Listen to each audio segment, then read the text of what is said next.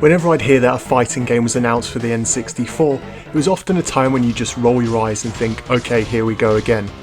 Aside from one or two solid fighting games on the system, many developers attempted to do what many others had failed to do, and that was to bring a credible fighting game to the console. At the time, fighting games were one of the most popular genres in Japan, so you may be surprised to know that it wasn't until this release in late 1997 that Hudson landed the first fighting game in Japan for Nintendo 64. In the run-up to the release of the game, it had been panned by critics. They noticed that the game's sluggish controls, choppy visuals and poor design, and it sold shockingly bad numbers when it did land on store shelves. On the back of this, publishers were turning down the chance to publish this in the West. Nintendo themselves even turned down the game, and so it was a last-minute deal with Electro Brain which finally meant the game was heading to the North American region, albeit some months after Japan. Unfortunately, nothing changed much between releases aside from adding and removing some secret playable characters, and the same issues from the Japanese version are all present here, and it is quite possibly taking the crown as the worst fighting game on the system. If you don't believe me, just ask the Australians who voted this game the worst game ever in a poll by Nintendo Gamer magazine. So where do we begin? Firstly, the story is as generic as you could possibly imagine. 120 years ago, mankind began an exodus from Earth in preparation for a Day of Judgment. However, not everyone managed to escape. The Day of Judgment was a huge shift in tectonic plates, which changed the oceans and created a new continent. 100 years after that, the only hospitable place on Earth was this new continent, and wars broke out between survivors for a new source of energy with endless power.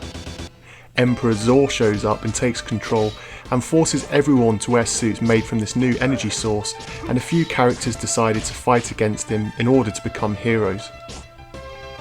On the plus side, the characters themselves all certainly look unique. Aside from some looking like blatant Power Ranger rip-offs, they each have their own styles and strengths, as well as text-based stories telling you a little bit more about their history and why they're fighting. But that's pretty much where the positives end. The gameplay is horrific, so bad in fact, it's really difficult to decide where to begin. But firstly I'll start with the AI because it is atrocious. You can beat pretty much every opponent just by pushing forward and a punch or kick button. Very rarely do they block or defend your attacks, and the AI is so bad that they'll sometimes save you the button pressing themselves and just launch themselves out of the arena. The first time this happened I thought it was a glitch, but it happened numerous times on a single playthrough in the game. The hit detection is also terrible.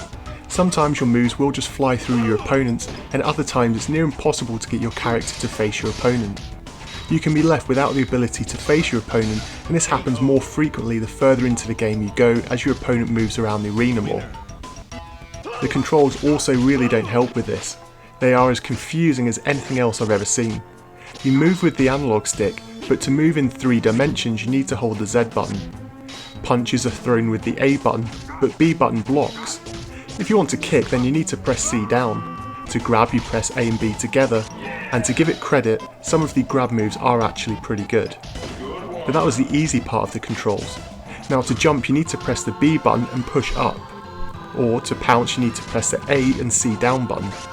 It's a terrible, confusing mess of a control system, and pulling off special moves really is a hit or miss affair. A lot of the time you'll just end up giving up because you'll likely have taken off half your opponent's health bar just trying to get a move to work. The graphics are bland and they're a blurry mix with next to no detail in the arenas, and the slowdown in the game is off the scale. Add to this some awful music with no option to turn it off other than muting your TV, and you have a game which looks as bad as it sounds.